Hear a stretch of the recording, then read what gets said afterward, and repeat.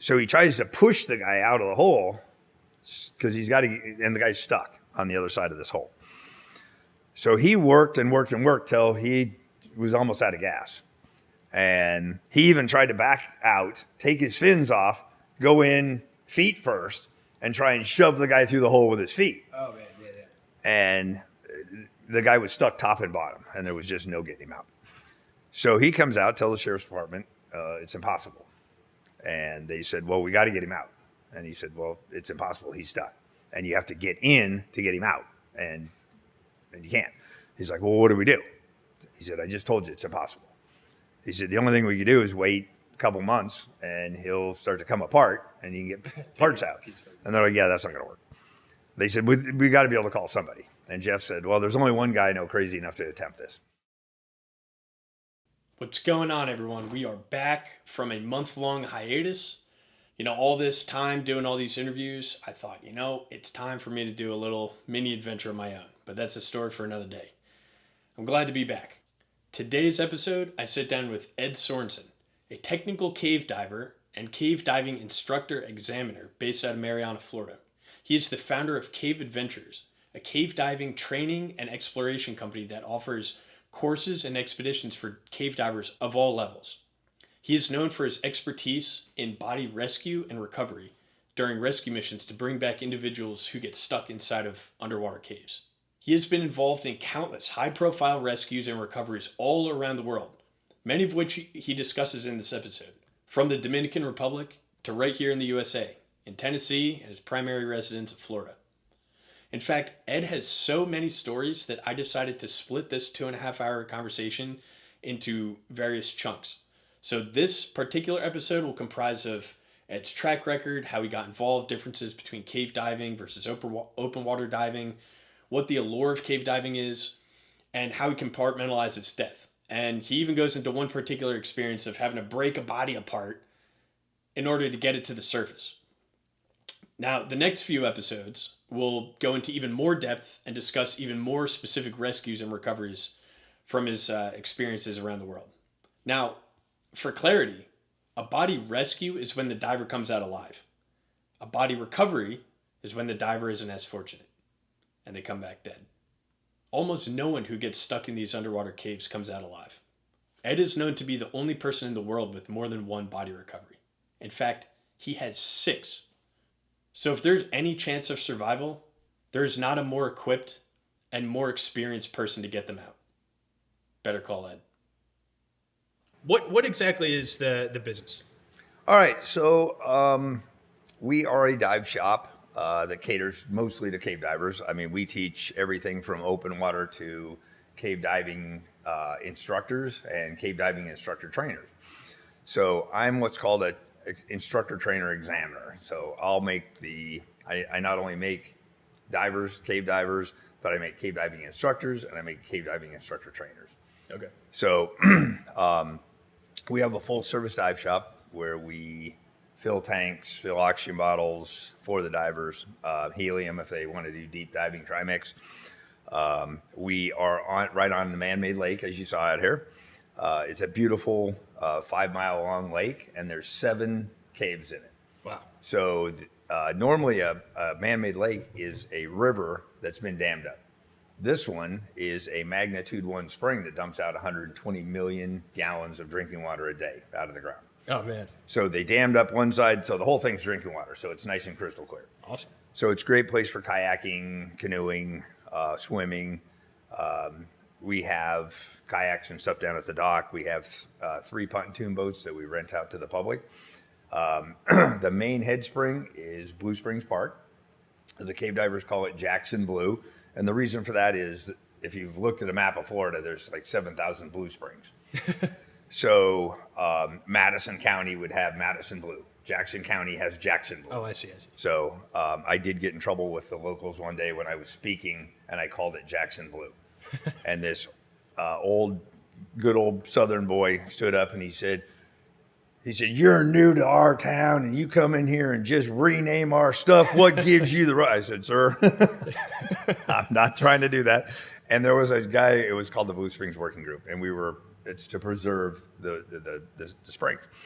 So we're a bonded agent for the county, and we give out the passes, and we make sure all the documentation and certifications are correct. So we do that for the county. We don't receive any money for it. We just do it as a favor to the county and the cave diving community. Oh, awesome. And then the other 6 caves, you can only get to by boat. So we have 3 pontoon boats that we rent out to them. They can go out, and there's docks. They just do a 2-minute boat ride, and they're at a cave. 2-minute boat ride, they're at another cave. 2-minute boat ride, they're at another cave. Awesome. Since they're all so close, they may come back. The guys will fill the tanks and put them back on the boat for them while they're out having lunch. Sure. That's awesome. That's really, it's interesting that it's like a volunteer-based thing, just giving back. Now, I guess, so anyone listen to this, in case they're wondering what exactly is cave diving, the overarching umbrella term, I guess, would be scuba diving. And then within that, you have open water diving and then cave diving. Open water diving being, and correct me if I mess any of this up, but pretty much open water diving is when you have a direct ascent to the surface if something goes wrong. Correct. And cave diving is when there's kind of 4 niches within the niche. So you have cavern diving, where there's a little bit of ambient light, but ultimately you do have something over your head. So it's not as direct, but you can get there if you need to. And then you have intro, apprentice, and full cave, which are all no light situations, but it's a matter of, how, I guess, difficulty level based off of those 3. Right. That's the training that gets you to being a full cave diver.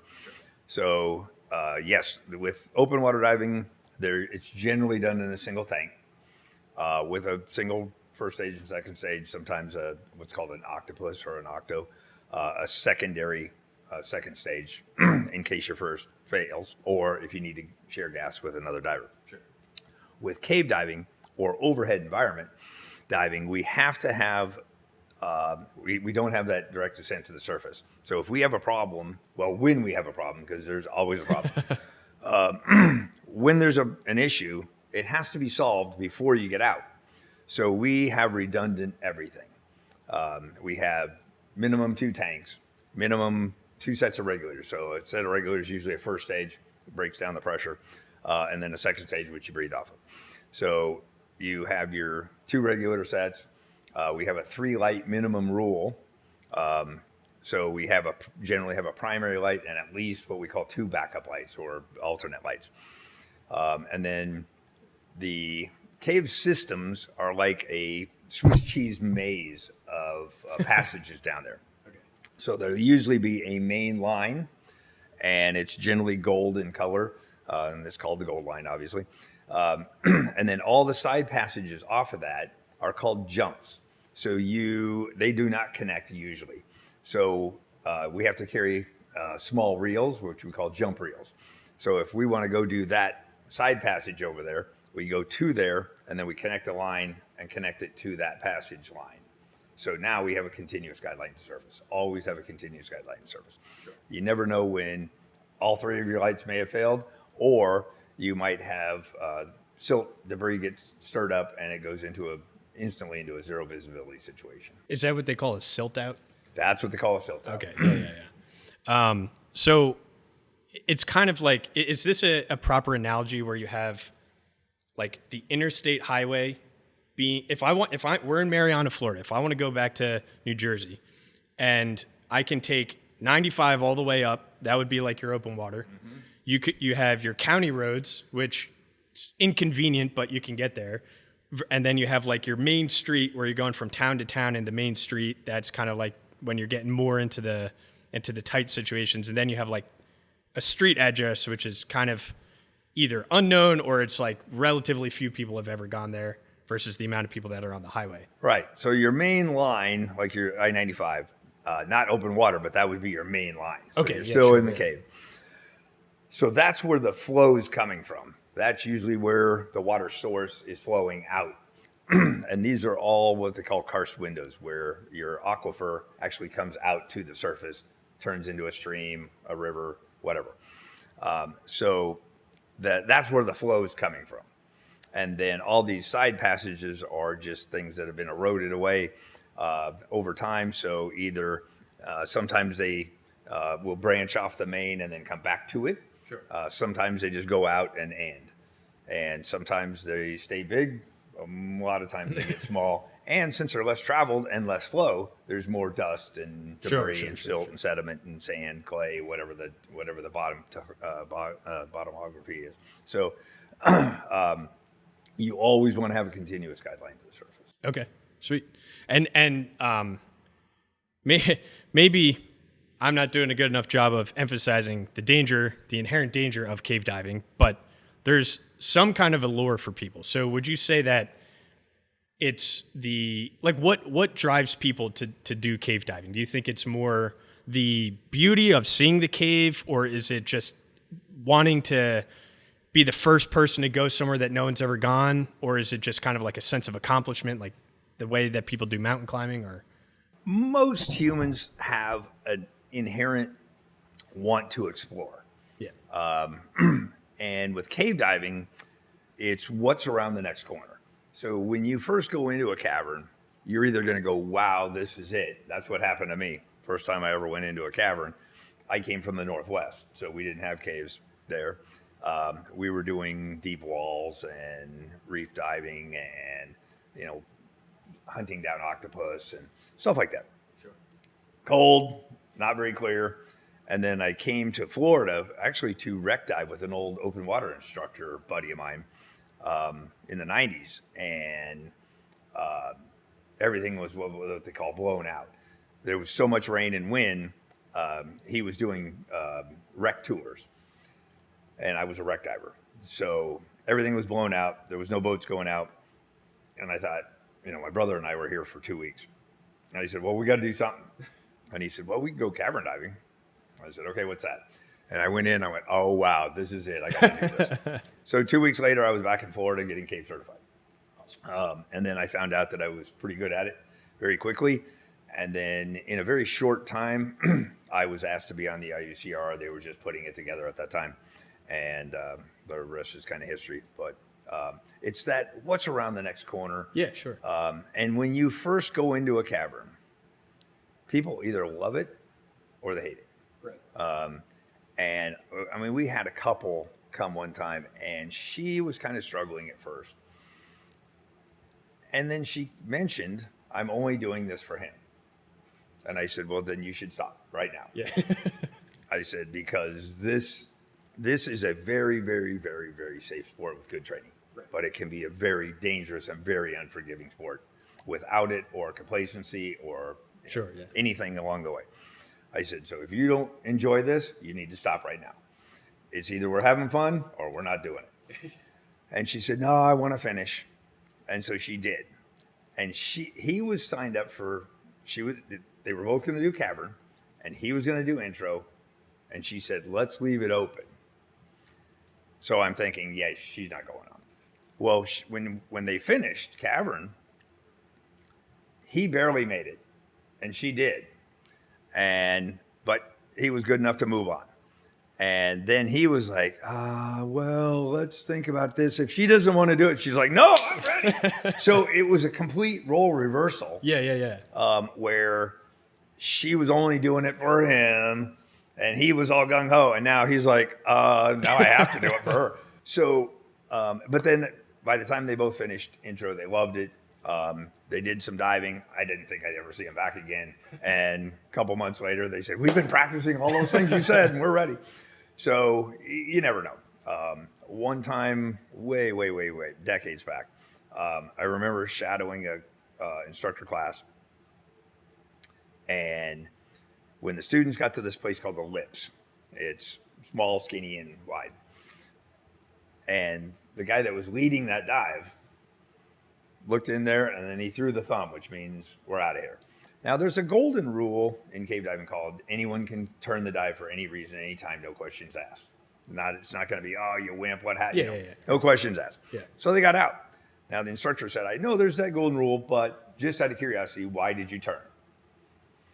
And they had just finished cavern. Now they're going to go into the cave. And he said, I just looked in there and thought, there's absolutely nothing in there I need to see. I'm done.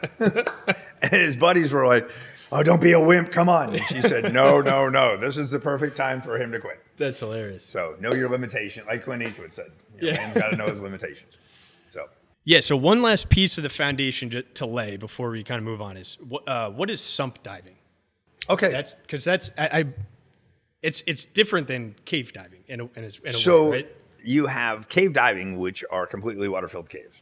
Then you have dry caving, and they're both spelunking, but one is you're just crawling around in the dirt, going through little holes, finding so exploring there.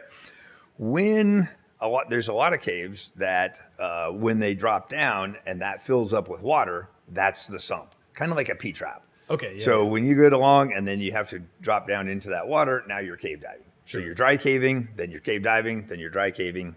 That's a sump. Got it. Okay. And that's not in Florida, right? It's not that yeah, common? there's quite a few. Oh, really? Sumps. They're not really. That's not a huge thing in Florida. Tennessee, Alabama. Sure. Okay. Have a lot of sump caves in them. Okay. Cool. Now, you mentioned the IUCRR, and that's the International Underwater Cave Rescue and Recovery Program, which, yeah, like you said, just works with specialists. But there's an intimate connection with law enforcement. So, like, what is an emergency call like for you, and how does the IUCRR kind of interplay? Like, what's its role in law enforcement? Okay, so the way there was a gentleman named Henry Nicholson, super nice guy.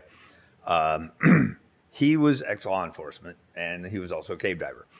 After an incident, I believe in California, where there was a couple of guys went down to look at a car. Anyway, the police and I think the fire rescue team and the sheriff's dive team were all called out. And the sheriff's dive team, it was an overhead environment. It was like a culvert or something this car had washed into. And they recognized this is overhead. We're not trained for this. We're not doing it. And then the firemen went in and they didn't come out. So they ended up calling some cave divers out of Florida to get them out. Henry saw the need that we need to have something for flooded mine shafts, airplanes, buses that go in, whatever it is, whatever there's an overhead environment, it's a completely different world. And a lot of open water divers, and especially sheriff's dive team and fire department dive team, I work with a lot of them, and a lot of them are really good friends of mine, and they're mostly all alpha males, and we'll do it. Ready to go. We'll do it. Yeah. There's no with most of them. And sometimes they were asked to do things that they weren't trained to do. That's putting their life in danger. But if you don't recognize that you're asking someone to put their life in danger, more so than they put their life in danger every day of the week anyway. So Henry saw this and said, we need a group of divers that are trained to do this. And of course, the sheriff's department is always called in an incident. And then the sheriff's department decides we can do this or we need to call the IUCRR. Okay. And so at that point, we're called and we work for them. So when I'm called out, I usually tell the sheriff or whoever I'm talking to that I want the cave closed, I want police lines up, because there's always family members, sure. Reporters that want to talk to you. And I have a strict rule, and I have for almost 30 years, that I don't talk to anyone except law enforcement until I'm done. And once I'm done, a grieving family member, absolutely, we'll talk all day, whatever you need, but not until then. So the IUCRR was formed to protect the first responders, basically. So we are trained for this. We'll go in, we'll get it done. Once we get the body out, we usually have a set of protocols before we bag them. We inventory everything. As recovery specialists, when we go in, if we can see, then we're supposed to note everything we can note. Does he have gas? Is he out of gas? Were the regulators working? How many lights does he have? Were they functioning? That kind of stuff. A lot of times when I'm called, especially around here, since I'm always ready to go, and when I get called, they're usually either there's a there's a chance they might still be alive, or they're recently passed. Sure. And they almost never go out peacefully. So it's usually, I'm groping around in the dark trying to find them in zero visibility. Yeah.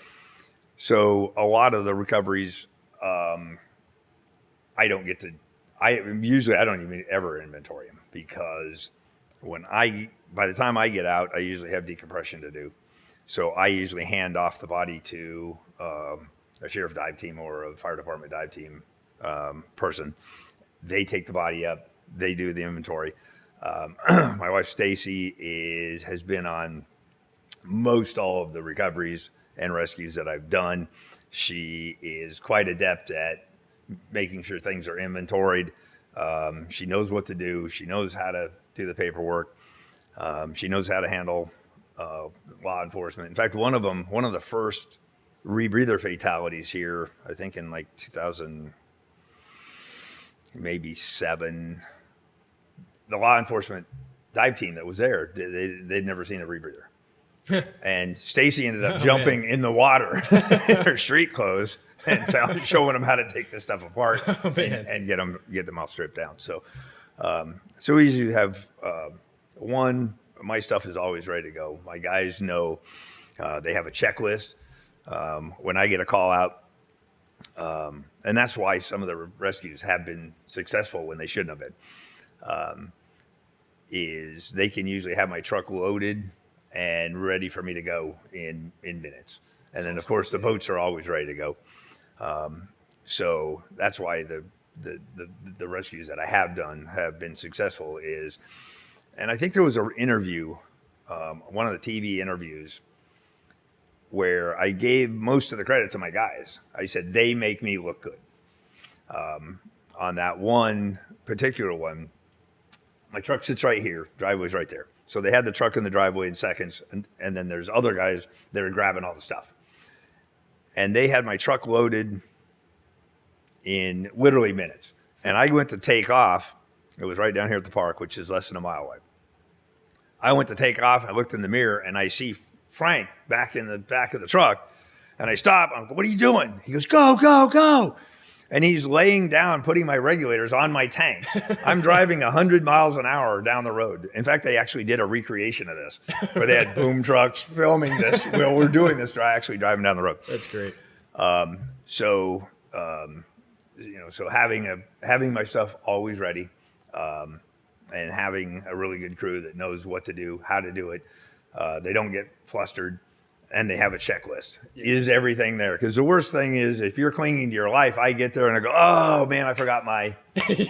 Sorry, dude. Yeah. You're gonna have to die because I wasn't prepared. Yeah, so, right. So we make sure that having like a system or like like you said, checklist and stuff. Now of the rescues, how many are usually body recoveries, and how many are like they come out alive? So. When we first formed the IUCRR, Henry, I was just joined afterwards. Well, one of the original founding divers. So when we were doing the training, and my training was with Henry, one of the things he said was, it's called the Rescue and Recovery Team. There are no cave rescues. They are all body recoveries. And at that time, there hadn't been any body rescues. Oh, okay. Only yeah, recoveries. Sure, yeah. He said there are no cave rescues. He said by the time a diver's gone long enough to be reported overdue, and then 911 is called, and then 911 calls a body recovery specialist, and I don't think there's that many of them that have their equipment ready to go in one spot like I do. So by the time they get all their gear together, maybe they just did a dive and they've got to go get their tanks filled. Yeah. Before I got here, there was a rescue in Marianna, and they had to call this guy out of Pensacola, who's a friend of mine, Scott Hunsucker. It was 5.5 hours for him to gear up and get here. And then he went in. Now, they had portable generators and lights and everything set up at the cavern entrance. And they had body bags stretched out. They had this guy's clothes and everything gone. because he's dead. Yeah, right. They already know it. Yeah. Scott goes in, he's looking, he can't find the guy. And it's all zero visibility or near zero. And so then he sees an air pocket and he pops up in it. Nobody here. So he goes down, goes along another pocket, and he pops up in. And from behind him, the guy goes, "You looking for a dead guy?" He said it scared him to death. And he said, "There's this little shelf and the guy's laying up there. Just relaxed as could be." Yeah. So, but anyway. And what's it called when you're breathing in oxygen? Because there's nowhere for the air to go. So it's hypocapnia. Yeah, yeah. So we take in air or whatever we're breathing, and our bodies generally metabolize about 4% of the oxygen. Like right now, you and I are breathing 21% oxygen. If we grab my rebreather head and went, you would see that you're breathing out about 17. Okay. So if you find an air pocket, you only have so much time before you breathe all that oxygen out of it. Right. And there's what's called a 10-10 rule. Is if your oxygen gets down to 10%, you're dead. If your carbon dioxide level gets up to 10%, you're dead. So it generally happens before that, but sure. Anyway, I don't know who made that rule. Anyway, so generally there are no cave rescues. It's such a rare thing. At that time of my training in the 90s, there was none. Up until 2012, I believe, if I'm not mistaken, there had only been 4 cave rescues in history in completely water-filled caves. And they're all friends of mine that did them. And then in 2012, I did 4 in 1 year. Wow. And then I did a 5th one in 2013. And then I'm not sure, Josh Bratchley one was 17 or 18. I think. Wow. So I'm the only person on the planet with 6. And anyone else with more than 1? No. That you know? That's nuts. Woody Jasper, one of the nicest guys around, he did one. I think they did there was an old TV show called Rescue 911, and they did a recreation of his. 3 guys wandered off into a cave. The other 1 or 2 in their group said, "Don't do that, don't do that." They did it anyway. And when he found the first victim, he saw this big shaft going up, and there was 2 of them up there, and they were motionless. And he took his extra regulator, and he started purging it to get their attention. If they're up in an air pocket, they can't see him. Oh, I see. So he's purging this thing, and the air pocket will move. So he's trying to get their attention. He's purge, and they're just. So he goes, "Oh, well, they're dead." So he goes up there, and it's pretty tight, and he grabs the first set of legs and just yanks them down. And, of course, the guy's dead. Right. Well, what it was they were actually unconscious from the hypercapnia. Oh. They had passed out. Oh, okay, yeah. But they were still alive. When he pulled them down, he essentially drowned the guy. Oh, man. So he got that guy out and then went back in to get the next one. Well, the rescue personnel on site started doing CPR, and I believe they brought him back to life. Okay. And got him to the hospital. Sure. I'm not sure if he died later. I think he did. But anyway, when he went back, he went up to grab the other guy, and the guy looked at him. And he was like, "Oh, Jesus, he's alive." So he got him out alive. And the third one they found later on dead. Yeah. But, so I don't know if that's technically You're right. or not. But anyway, as far as I know, I think I'm the only one with more than 1. Now, I kind of have a 2-part follow-up question. So in what you do here, since 99% of it is body recovery, obviously you're exposed to death quite a lot. Like, how do you compartmentalize that? And the second part is like, what keeps you motivated to keep going? I'm not really sure. I've been asked that so many times, and you'd think by now I'd have an answer, but I don't. There's only a couple thoughts come to mind. One, I'm not normal. There's something wrong with me. In fact, this was asked to me after body recovery. I got called out on the Wasissa River in Tallahassee. And two guys went out, a really small, crappy cave. And the one guy had been there before. He knew that it got into this little teeny tunnel and that there was a complete gear off restriction to get in. He had never been past that restriction, obviously. He's an open water diver. They both are. But he tells the guy, I'm going to show this to you, and then we're going to leave. We're not going in there. Yep. So they go in, and he lets the guy go first. Now, the guy had a headlight on, a waterproof little headlamp. And that's all the light they had. Two guys, one light, not three each, minimum. And when they got there, he shows them the little tunnel, and that's where it gets small for about a body length before the really small complete gear off restriction, which was about the size of a medicine ball. And he tells the guy, all right, we're out of here. Yep. And he turns around. Now, the other guy's got the light, but they can see the light over here. They're only like 100 feet in. And they're only about, I think, 50, 60 feet deep. Sure. So he goes out. Now, there's a lot of flow, and so he just, shoo, right on out he goes. And they're in this little basin. And he's looking like, oh, where's my buddy? And he sat there and sat there and sat there. Well, then he started trying to go back in, but he didn't have light. So the further in he went, the darker it got. And he said there was, crap billowing out, and he knew he couldn't get all the way to where they were. But he saw this crap coming out, and he knew that his friend had got in. So he doesn't know what to do, so he's just hanging there. Anyway, we'll skip ahead to, I got to go for help now. It's been a half hour, and there's no more sediment coming out. Right. He ain't coming out. So he goes out, gets help. Law enforcement comes out. They have to airboat out because this lake is like that deep.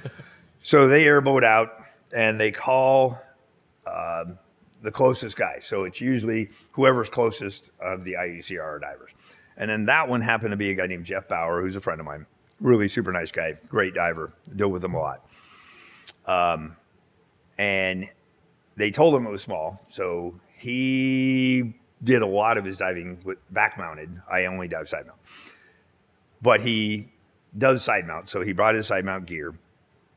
He went in, he found the body. You could just see the guy's wetsuit and his hand with a wedding ring. And that's it. I mean, the hole's literally that big. And so he tries to push the guy out of the hole because he's got to, and the guy's stuck on the other side of this hole. So he worked and worked and worked till he was almost out of gas. And he even tried to back out, take his fins off, go in feet first, and try and shove the guy through the hole with his feet. Oh, man, yeah. And the guy was stuck top and bottom, and there was just no getting him out. So he comes out, tells the sheriff's department, it's impossible. And they said, well, we got to get him out. And he said, well, it's impossible. He's stuck. And you have to get in to get him out. And you can't. He's like, well, what do we do? He said, I just told you it's impossible. He said, the only thing we can do is wait a couple months, and he'll start to come apart, and you can get parts out. Piece by piece. And they're like, yeah, that's not going to work. They said, we got to be able to call somebody. And Jeff said, well, there's only one guy I know crazy enough to attempt this. So he called me. I happened to be in Orlando dropping the fire chief off, and they were just refueling my plane. I'm getting ready to come home when he called. And I said, all right, I'll be there first thing tomorrow. So I got out there. Now, two guys that were very familiar with that area live right there. They were both IUCRR trained divers. They had never been on I didn't know this, but and they're both friends of mine, but they'd never been on a body recovery before. And they said, we'll volunteer to come with you. I said, I never take anybody on a body recovery or rescue. Now, in the IUCRR training now, they teach you always be in a 2 or 3 or 4-man team.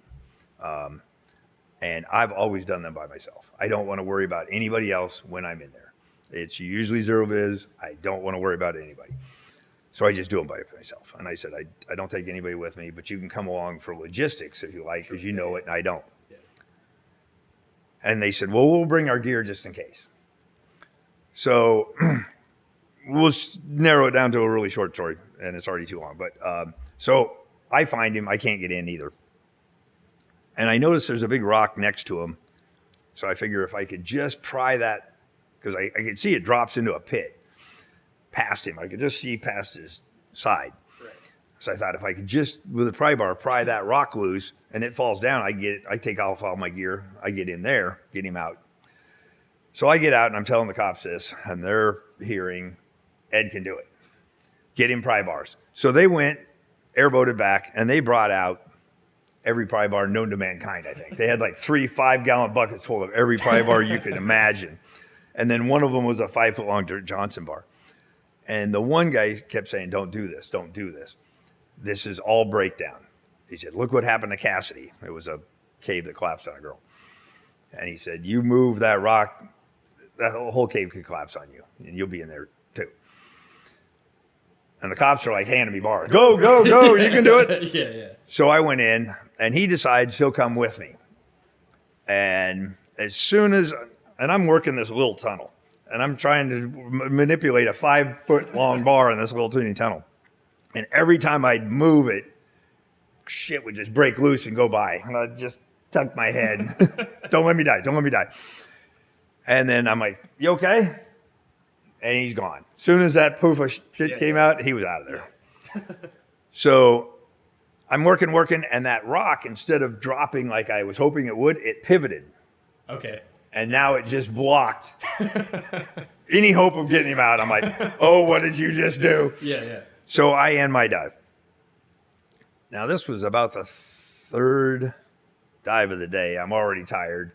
I'm mentally beat down. And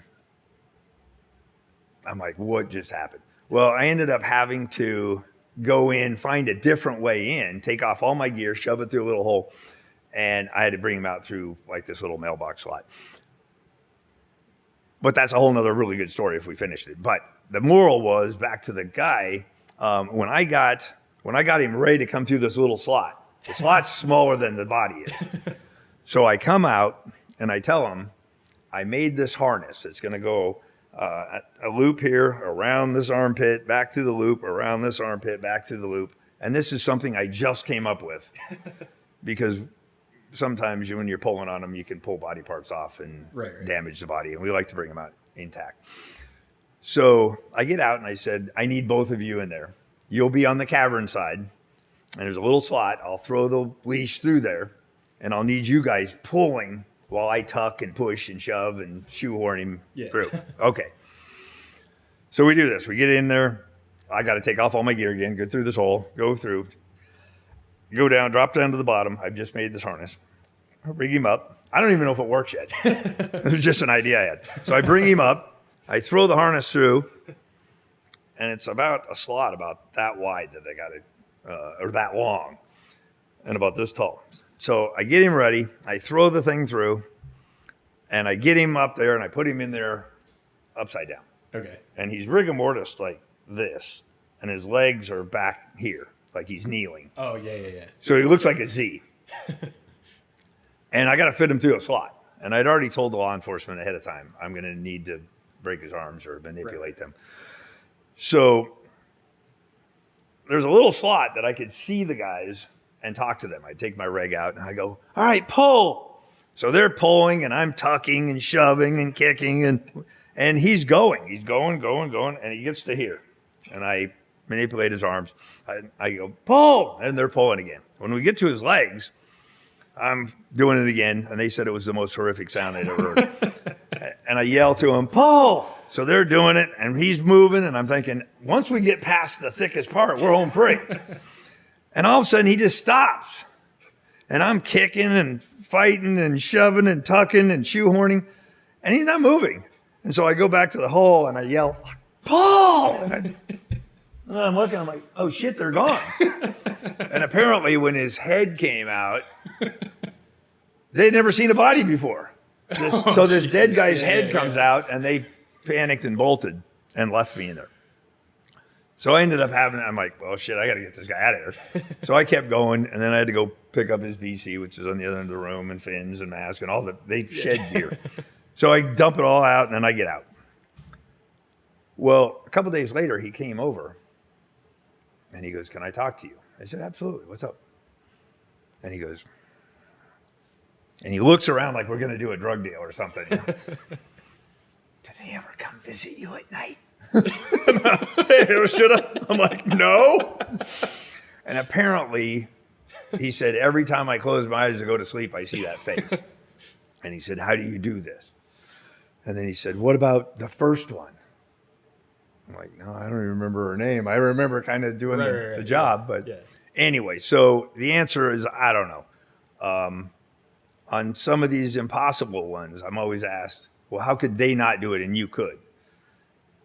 And I guess I told one reporter one day, I said, I have no idea. I said, and my dad happened to be in town from Portland, Oregon during that. It was a rescue. Yeah.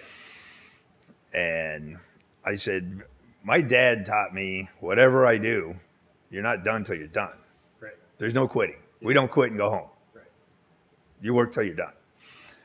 And I said, I've always had that look is, you know, this didn't work. Oh, I quit. No, this didn't work. Okay, what do we try next? Just like when I couldn't get them out, and I came up with that harness idea. Another one, years later, I had to take him out feet first.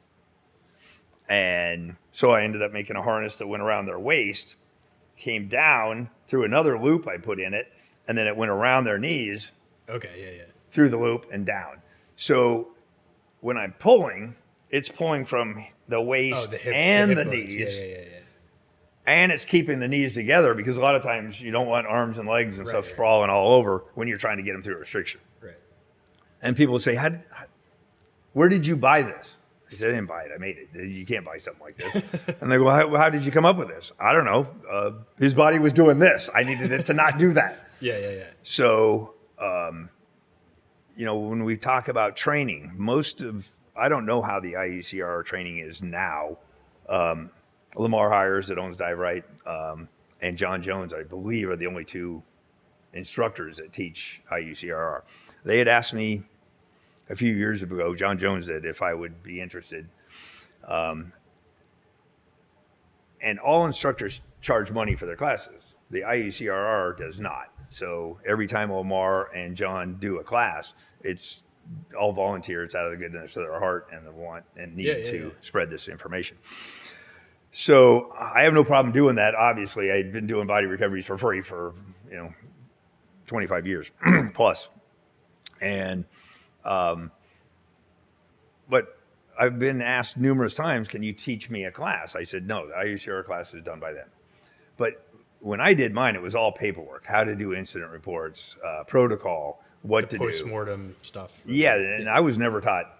That was on-the-job training. Right. Go get them. Yeah.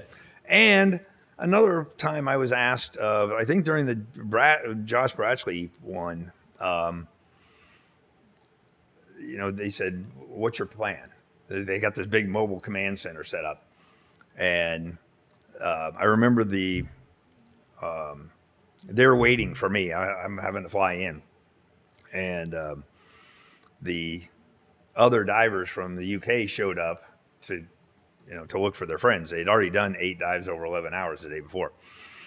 They showed up and the cops had it all bannered off. You can't dive. Oh, we got to get our friends. You can't dive. We're waiting for an expert out of Florida. And they said, is it Edd Sorenson?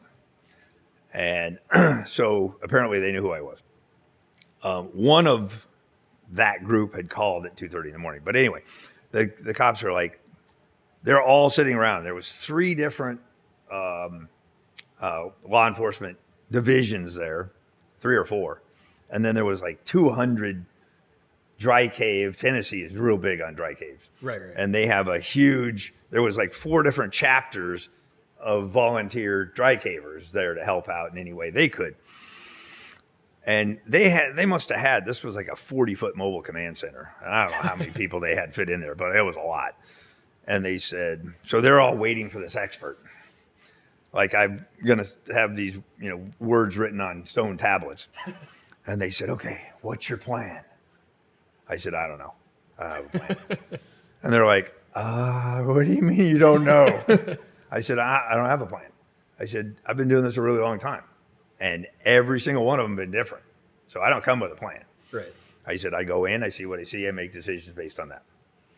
And they were like, okay, so how long is your dive going to be? I have no idea. I'm like, what do you mean you have no idea? I said, well, I'll go in until I find them. Like, be nice if it was like 5 minutes, but because this water's really cold. Yeah.